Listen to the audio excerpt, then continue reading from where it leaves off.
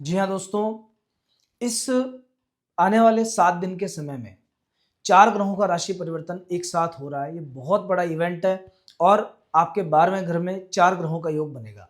11th house से निकलकर सूर्य, बुध, मंगल और शुक्र, ये 4 ग्रह आपके 12वें घर में चले जाएँगे। 12वां घर होता है मृत्यु का या फिर आयु, या इसे हम कह सकते हैं मोक्ष का भाव। तो मृत्यु और मोक्ष के घर में 4 ग्रहों का जाना बहुत सारे सरप्राइजिंग अलग-अलग चीज़ें आपके लिए लेके आएगा। बहुत सी अच्छी चीज़ें आपके साथ में होंगी। देखिए क्या होता है कि हमें ऐसा लगता है कभी-कभी कि 12वें घर में जाना ग्रहों का खराब है, लेकिन ऐसा नहीं है। 12वां घर हमेशा त्रिक में आने के कारण खराब नहीं होता है। ये विदेश यात्रा का घर भी है। ये गहन चिंतन का घर भी है। विदेश से लाभ का भी घर है। शुक्र यहाँ विराजमान होंगे, बहुत से सुख सुविधाएँ आपको देंगे। कुल मिलाकर के इस आने वाले वीक में बहुत सारे चेंजेज हो रहे हैं। एक तरफ मंगल अपनी उच्च राशि में जा रहे हैं, सूर्य का उत्तरायण स्टार्ट हो रहा है, शुक्र 12वें घर में जा रहे हैं। कुंभ राशि के लोगों के लिए अलग-अलग सभी तरह के फील्ड्स में बहुत सारे चेंज होंगे। इनमें लगभग 7 घर आपके डायरेक्ट इफेक्ट हो रहे हैं। क्यों? बुध के पास 2 हाउसेज हैं, शुक्र के पास में भी 2 राशियों के मालिक है शुक्र, मंगल के पास 2 राशियाँ हैं और सूर्य के पास 1 राशि है। इन 7 भावों का परिवर्तन जब एक साथ होगा तो जीवन में मेजर बदलाव आने वाला है।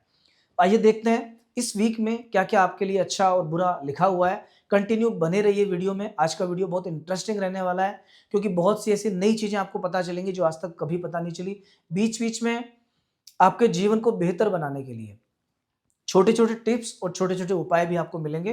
कंटिन्यू बने रहिए। आइए शुरू करते हैं। सबसे पहले बात करेंगे कि ये जो आने वाला 4 ग्रहों का परिवर्तन है, ये क्या लेके आ रहा है आपके लिए। शुरुआत करते हैं सूर्य से। देखिए सूर्य जो है 14th को 14 जनवरी को मकर राशि में प्रवेश कर जाएंगे और ये मकर राशि में सूर्य का प्रवेश बहुत शानदार होता है, बहुत महत्वपूर्ण होता है। भीष्म पितामह महाभारत अगर आपने देखी है, भीष्म पितामह ने 6 महीने शरशैया पर वेट किया था कि कब सूर्यदेव उत्तरायण में प्रवेश करें और फिर मैं अपना शरीर छोड़ूं, क्योंकि उन्हें इच्छा मृत्यु का वरदान था, वो पहले भी जा सकते थे। पर उन्होंने इतनी तकलीफ और इतनी पीड़ा सिर्फ इसलिए सहन की उत्तरायण आने का वेट किया। सूर्य कुंडली के मुख्य ग्रह होते हैं सूर्य और चंद्रमा। सूर्य का जो राशि परिवर्तन होता है प्रत्येक महीने में हो जाता है। 1 महीने में एक बार सूर्य अपनी राशि चेंज करते हैं, लगभग 30 दिन में।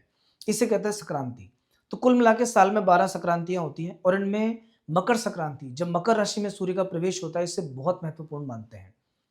जिस दिन संक्रांति होती है उसी दिन पुण्यकाल होता है, मतलब वो दिन पुण्य करने के हिसाब से दान पुण्य के लिए बेस्ट होता है।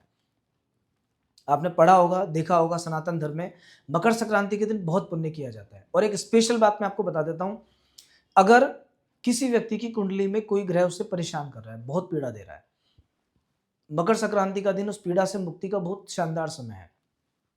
अगर इस दिन उस ग्रह से संबंधित वस्तुओं का आप दान करते हो, तो उस ग्रह के जो भी नेगेटिव फल हैं वो पॉजिटिव में कन्वर्ट हो जाते हैं, उसकी पीड़ा कम हो जाती है। फॉर एग्जाम्पल, अगर किसी को साढ़े साथी ने परेशान कर रखा है, मकर संक्रांति के दिन काले कपड़े में थोड़े से उड़द या काले तिल लेकर के, साथ में लोहे का कोई भी छोटा सा सामान हो सकता है, टुकड़ा हो सकता है, छल्ला हो सकता है, इसके साथ में मिठाई हो गई, फल हो गया, दक्षिणा हो गई, ये सब चीजें अपने सिर पे से 7 बार उसार कर किसी व्यक्ति को दान कर दो। शनि की शांति होती है, शनि बहुत जल्दी प्रसन्न होता है, शनि के कष्ट मिटते हैं। ठीक इसी तरह से चंद्रमा के लिए सफेद चीजों का दान होता है। कुल मिला के मकर संक्रांति बहुत महत्वपूर्ण इवेंट है। अभी आपके लिए सूर्य का ये परिवर्तन क्यों खास है? क्योंकि कुंभ राशि के सभी व्यक्तियों के जीवन में 7th हाउस के लॉर्ड हैं सूर्य, 7वें घर के मालिक हैं। अभी तक अब जो सूर्य का परिवर्तन होने वाला है, 7वें घर के मालिक 12वें घर में चले जाएंगे। देखिए 12वां घर जो है ये विदेश का घर है और 7वां घर है ये व्यापार का घर है। सूर्य का 12वें घर में जाने के पॉजिटिव और नेगेटिव 2 तरह के फल आपको मिलेंगे। सबसे पहले पॉजिटिव फल बताता हूँ। पॉजिटिव फल ये है कि अगर आपका काम इम्पोर्ट एक्सपोर्ट का है, अगर विदेश से कोई लेन-देन आपका चलता है या किसी विदेशी कंपनी में आप काम करते हो, तो फिर ये समय आपके लिए बहुत बढ़िया है, विदेश से इनकम होने का योग बनता है। व्यापार के सिलसिले में विदेश की यात्राएँ आपकी हो सकती हैं। इस 1 महीने के अंदर बाहर जाना पड़ सकता है। अगर आप जॉब में हैं, बहुत लंबे समय से आप प्रयास कर रहे हो कि मेरे को बाहर जाना है, किसी विदेशी कंपनी में काम चाहिए और वो नहीं मिल पा रहा, अभी चांस है आपके पास में, अभी मौका मिल सकता है। खराब क्या है? सूर्य के 12वें घर में जाना कहीं न कहीं व्यक्ति को हल्का-सा सिर दर्द बढ़ाता है, आँखों की समस्याएँ बढ़ाता है और मान-सम्मान की हानि का योग बनाता है। आने वाले समय में ध्यान रखना हड्डियों से जुड़े रोग नहीं हो, पिता का स्वास्थ्य ठीक रहे, मान सम्मान बचा के रखना और आंखों का स्पेशल ध्यान रखना। आपके लिए मेरा सजेशन ये है कि मकर संक्रांति के दिन सूर्य का दान कीजिए, मतलब गेहूं का दान करना है। दूसरा, ओम घृणी सूर्याय नमः, इसका 1 महीने तक प्रतिदिन आप कम से कम 108 बार डेली जप करना चालू कर दो, 2 मिनट का काम है। सूर्य के बाद नेक्स्ट जो राशि परिवर्तन हो रहा है वो है 15 तारीख को मंगल का राशि परिवर्तन। मंगल अपनी उच्च राशि में आ जाएंगे 12वें घर में आकर के, और धनु राशि से निकल के अपनी उच्च राशि में मंगल का आगमन। मंगल इस राशि के अनुसार, मतलब आपकी जो कुंभ राशि है इसके अनुसार 3rd हाउस और 10th हाउस, 2 हाउसेस को रिप्रेजेंट करते हैं। तीसरे घर के स्वामी जब 12वें घर में जाते हैं, उस व्यक्ति को छोटे भाइयों से जुड़ी कोई समस्या का सामना करना पड़ता है। थोड़ा सा ऐसा मान के चलिए कि अगर आपके जो छोटे भाई हैं उनके साथ में आपके विचार नहीं मिलते हैं, तो हो सकता है कि थोड़ा सा डिस्टेंस आप दोनों के बीच में आ जाए इस पीरियड में। लेकिन 10th हाउस का लॉर्ड जब भी 12वें घर में जाता है, नौकरी के सिलसिले में, काम के सिलसिले में विदेश का योग बनाता है। ऐसा व्यक्ति विदेश जरूर जाता है। किसी की कुंडली में भी अगर 10th हाउस के स्वामी 12वें घर में बन जाए तो उसका जो कामकाज और करियर है उसका लिंक बाहर से रहता है। दूसरी तरफ 12वें घर में 4 ग्रहों का होना और एक उच्च राशि के ग्रह का बैठना, मतलब ये आपका मोक्ष की तरफ रुझान बढ़ाएगा, अध्यात्म की तरफ रुझान बढ़ाएगा। ऐसा व्यक्ति कोई साधना, कोई सिद्धि के प्रति प्रयासरत रहता है। अगर कोई भी पूजा पाठ आप करते हो, कोई विशेष साधना करना चाहते हो, ये बेस्ट टाइमिंग है। मंगल से आपको डेडिकेशन मिलेगा। क्यों? क्योंकि मंगल उच्च राशि में जा रहे हैं और मंगल व्यक्ति में आत्मविश्वास का, आत्मबल का, डेडिकेशन का कारक ग्रह माना जाता है। विदेश से जुड़ा कोई लाभ हो सकता है, नौकरी के सिलसिले में बाहर जा सकते हो, विदेशी कंपनी में लाभ हो सकता है, एमएनसीज में काम करना इससे में आपके लिए फायदेमंद है।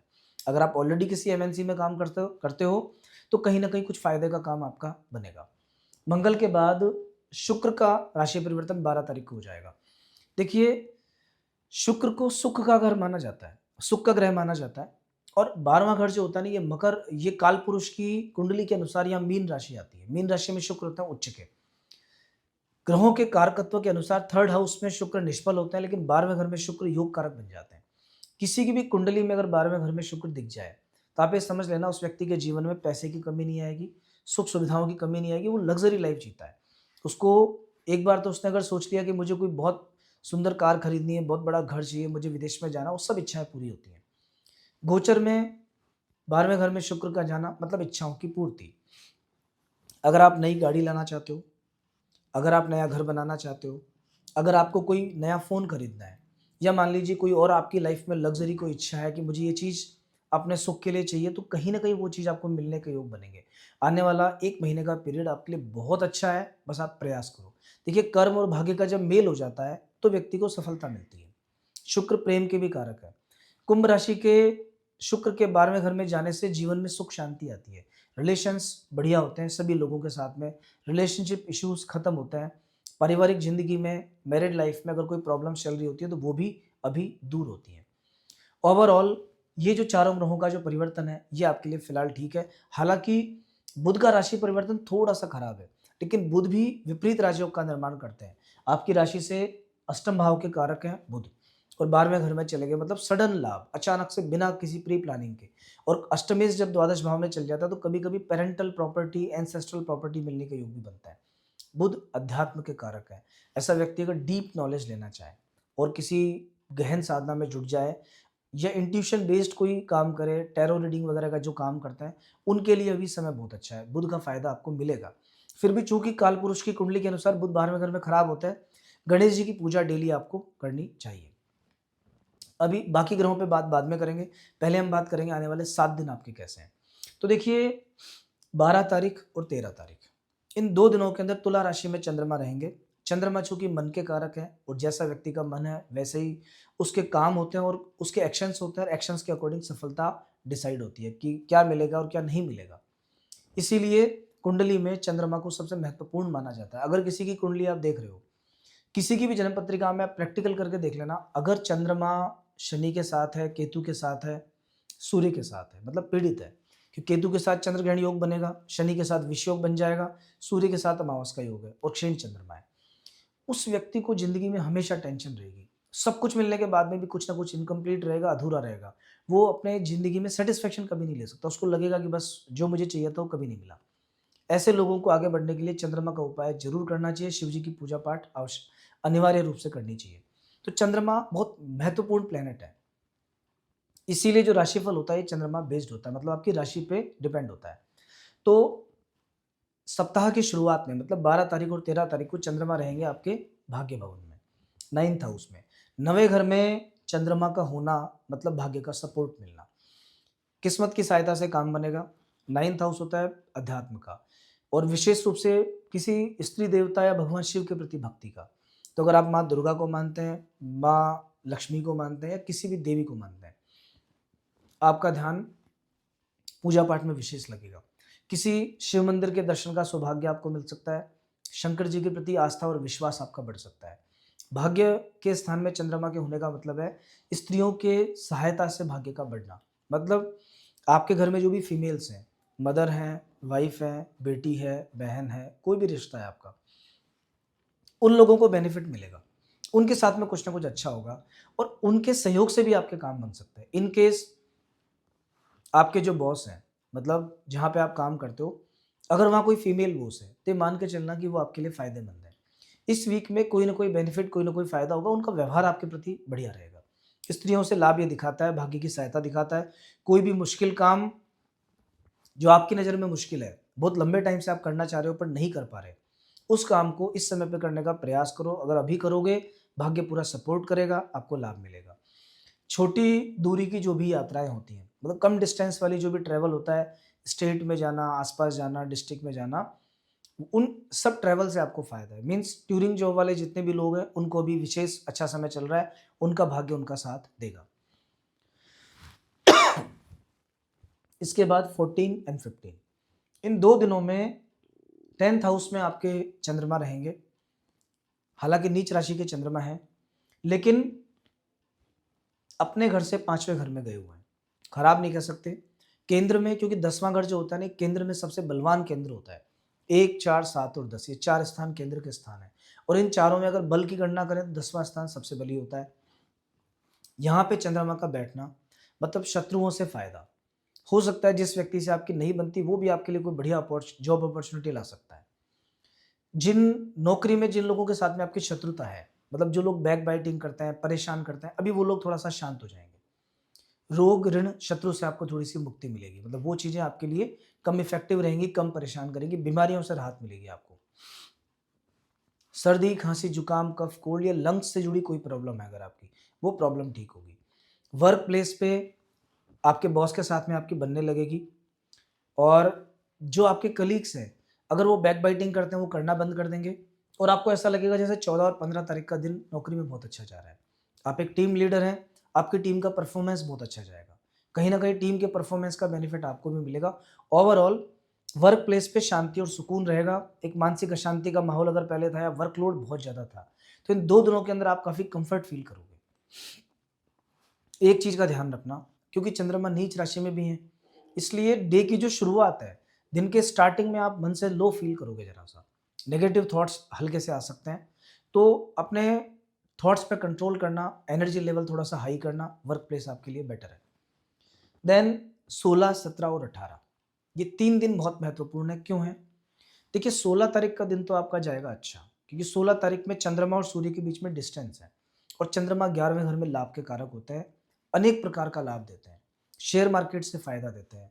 चंद्रमा, मैंने बताया, धन के कारक हैं। बृहस्पति और चंद्रमा धन के मुख्य ग्रह होते हैं।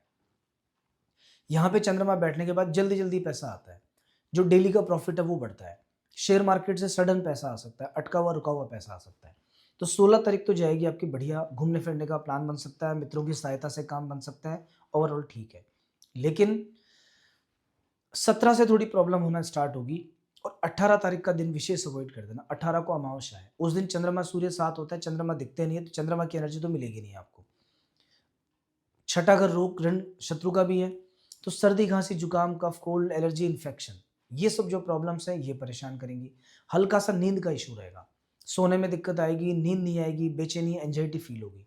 और जिन लोगों को थोड़ी सी भी नेगेटिव थॉट है, नेगेटिव एनर्जी है, कुछ प्रॉब्लम्स हैं ऐसे, उन लोगों को इस दिन विशेष सावधानी रखनी चाहिए। विशेष बचाव आपके लिए अभी आवश्यक है। दोस्तों, कुंभ राशि के लिए पिछले कई वीडियोस में हमने चर्चा की है।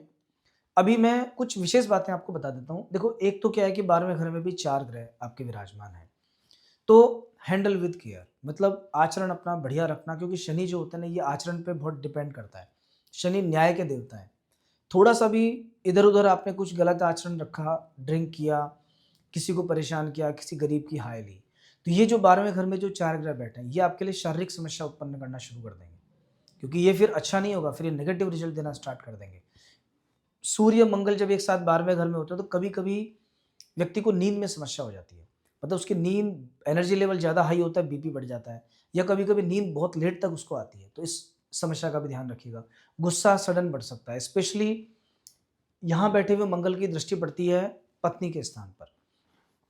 वाइफ के साथ जो रिश्ते हैं आपके उनका ध्यान रखना, और आने वाले 23 फरवरी तक भूल कर भी कर्ज मत लेना। अगर आपने कर्जा ले लिया तो चुकाना आपके लिए मुश्किल हो जाएगा, तो इस मामले में ध्यान रखिएगा।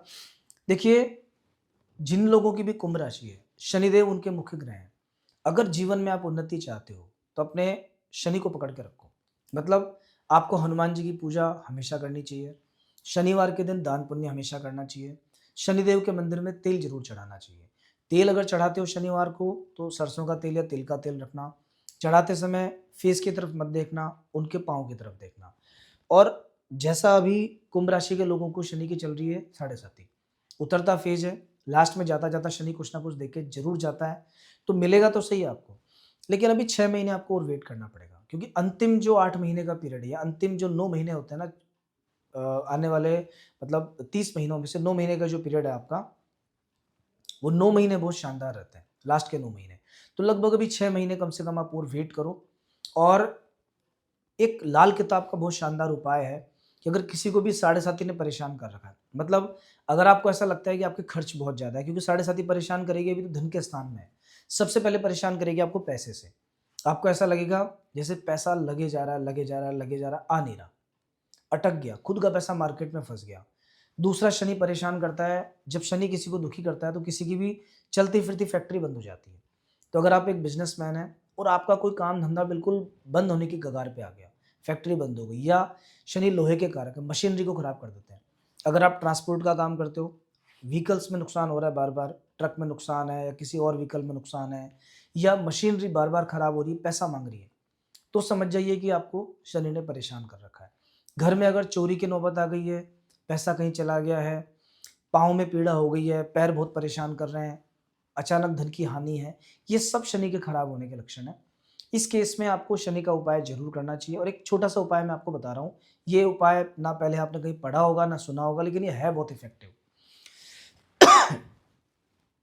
क्या करना है, एक पुष्प होता है, उसका नाम है अपराजिता का पुष्प। ऐसा कहते हैं कि स्वर्ग से 4 पुष्प अलग अलग हैं जो स्वर्ग से आए थे, उसमें से एक अपराजिता का पुष्प है। ये नीले रंग का फूल होता है, आप गूगल करके देख सकते हो। इसमें बीच में हल्का सा व्हाइटिश थोड़ा सा होता है, ये सफेद रंग का होता है। अगर कहीं आपको मिल जाए तो अपराजिता के पुष्प लेना, कम से कम 8 के मल्टीपल में, 8, 16, 24, 32, इस तरह से फूलों की एक माला बनाना, एक धागे में उन्हें लगा लेना। शनिवार के दिन संध्या के समय, जिस समय दिन छिपने वाला होता है, और अगर एग्जैक्ट टाइम आप मेरे से पूछो तो सूर्यास्त से 12 मिनट पहले या 12 मिनट बाद, ये 24 मिनट का जो टाइम है, इस मिनट में, इस समय में जाकर के शनिदेव के मंदिर में अपनी मनोकामना बोलते हुए और शनि महाराज से हाथ जोड़ के प्रार्थना करते हुए, भगवान जो भी मेरी तकलीफ है इनको आप दूर करो, इस समस्या से मुझे बाहर निकालो, ऐसा बोल के अगर आप वो माला शनिदेव को चढ़ा देते हो, आंखों की तरफ नहीं देखना है, पाँव की तरफ देखना है, और प्रार्थना करके वापस आ जाना है, पीछे मुड़ के मंदिर में वापस नहीं देखना है, सीधे अपने घर आना है। ये उपाय करके देखना। कहने को तो बहुत छोटा सा उपाय है, लेकिन इसका रिजल्ट बहुत जोरदार है। ये कुछ उपाय लाल किताब के बहुत अच्छे होते हैं और बहुत अच्छा फल उनका होता है। शनि धनु राशि, मीन राशि, कर्क राशि, सिंह राशि, मेष राशि, वृश्चिक राशि, इन लोगों को बहुत परेशान करता है, या फिर इन लग्न वाले लोगों को। तो मान लीजिए आपकी राशि तो है कुंभ, लेकिन कुंडली में आपका कर्क लग्न है, कुंडली में आपका सिंह लग्न है, कुंडली में आपका धनु लग्न है, कुंडली में आपका मीन लग्न है, तो ये शनि की जो प्रॉब्लम शनि आपको 100% ज़्यादा होने वाली है। उस केस में एक बार कुंडली दिखा करके आप प्रॉपर उसका उपचार करना स्टार्ट करो, उसकी शांति का विधान आप करो। और स्पेशल अगर आपकी वृषभ राशि का लग्न है या आपका तुला राशि का लग्न है, तो आपको शनि की पीड़ा से मुक्ति मिलेगी शनि का रत्न धारण करने से। क्योंकि तुला लग्न में क्या होता है, शनि पंचमेश और चतुर्थेश होते हैं। एक केंद्र और एक त्रिकोण के मालिक होकर राजयोग कारक बन जाते हैं। लेकिन ध्यान रखना, सेकंड या सेवंथ हाउस में शनि का प्लेसमेंट नहीं होना चाहिए। इस केस में अगर आप एक छोटा सा ही नीलम पहन लो, भले ही 2 कैरेट, 3 कैरेट, 4 कैरेट, पर खूनी नीलम नहीं होना चाहिए, तो वो रत्न आपकी किस्मत चेंज कर सकता है। रत्न जब, और नीलम के लिए खास बात है, नीलम जब किसी की किस्मत बदलता है तो रातों रात बदलता है। उसका असर ऐसा नहीं है कि आपको 2, 4, 6 महीने में फील होगा, 1 महीने में फील हो जाएगा। पहनने से पहले उसे सिरहाने रख के देख सकते हो, या एक बार आप उसे ट्राई करके देख सकते हो 2 दिन के लिए। अगर आपका वृषभ लग्न है तो शनि आपके लिए नवमेश और दशमेश है, एक लक्ष्य त्रिकोण भाव और एक केंद्र भाव। ऐसी परिस्थिति में भी आपके लिए शनि का रत्न धारण करना बेस्ट है। आप नीलम पहन सकते हो, नीलम अगर सूट करेगा, भाग्य बढ़ाएगा, कामकाज बढ़ाएगा, ग्रोथ देगा, फैक्ट्रियां चला सकता है, व्हीकल्स के काम में फायदा दे सकता है लोहे से, क्योंकि जो नुकसान देने वाला सबसे बड़ा ग्रह वो शनि है, और फायदा देने वाला भी सबसे बड़ा ग्रह शनि है। ये रातों रात किस्मत चेंज करता है। तो ओवरऑल कुंभ राशि का आपका लग्न है या कुंभ राशि आपकी खुद की है, तो आपको शनि को विशेष मानना चाहिए। हनुमान जी की पूजा पाठ हमेशा करनी चाहिए। जो दिन मैंने बताया उनका ध्यान रखिए। और एक और खास बात कि कुंभ राशि के सभी व्यक्तियों के लिए शुक्र भी मेन ग्रह है, क्योंकि शुक्र आपके चतुर्थ भाव और नवम भाव, 2 भावों के कारक है, इन 2 भावों के स्वामी हैं। तो अगर आपकी कुंभ राशि है तो ओपल या हीरा भी आप पहन सकते हो। ये थोड़े से कॉस्टली आते हैं, तो ओपल अगर आपको पहनना है तो ऑस्ट्रेलियन ओपल पहनना। हीरा पहन सकते हो तो उसकी ग्रेडिंग के अनुसार कोई भी अच्छा हीरा पहन सकते हो। अदरवाइज बहुत कम पैसे में व्हाइट टोपाज जो स्टोन है ये पूरा अच्छा फल देता है। एक बार आप पहन के देखना, शुक्र फलेगा तो घर में सुख सुविधा पैसा अपने आप बढ़ेगा। दोस्तों, कुंभ राशि के सभी व्यक्तियों को अगर भाग्य का साथ चाहिए तो उन्हें स्त्रियों के साथ अच्छा व्यवहार करना चाहिए। मतलब आपके घर में जो भी फीमेल्स हैं, मदर हो, वाइफ हो, बेटी हो, बहन हो, उनके साथ अपना व्यवहार अच्छा रखना। कुंभ राशि के लोगों को ड्रिंक नहीं करना चाहिए, आचरण अच्छा रखना चाहिए, कैरेक्टर अच्छा रखना चाहिए। बस ये छोटे छोटे से नियम है, छोटी छोटी सी चीज़ें हैं, इनको आप फॉलो करो। उसके बाद देखना, भले ही शनि की 7.5 हो, ढैया हो या कोई और प्रॉब्लम हो, आपको परेशान नहीं करेगी। आपकी लाइफ में ग्रोथ हो जाएगी, क्योंकि कुंभ राशि की ग्रोथ थोड़ी स्लो होती है, होती मजबूत है। मतलब ग्रोथ बढ़िया होगी, लाइफ में मिलेगा सब कुछ आपको, लेकिन थोड़ा सा धीरे धीरे मिलता है। ये जो मैंने उपाय बताए कीजिए। आने वाले सप्ताह में जो दिन बताया उसके अकॉर्डिंग आप काम कीजिएगा। अगर आपके जीवन में कोई समस्या चल रही है तो कंसल्टेशन के लिए आप दिए गए नंबर पर संपर्क कर सकते हैं। अगर आप हमारे चैनल पर नए हैं तो प्लीज़ इसे सब्सक्राइब कीजिए। नेक्स्ट वीक फिर मिलेंगे।